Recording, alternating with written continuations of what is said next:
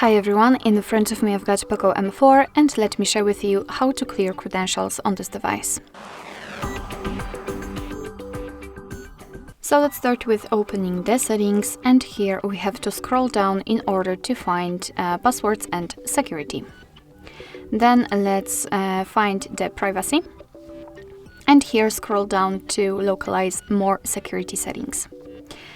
Now we have to tap on encryption credentials, and as you can see, almost at the very bottom of this list we've got the option we're looking for, so let's simply tap on it and tap on OK.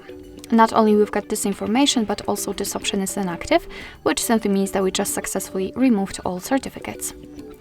Alright, so that will be all. Thank you so much for watching. I hope that this video was helpful, and if it was, please hit the subscribe button and leave the thumbs up.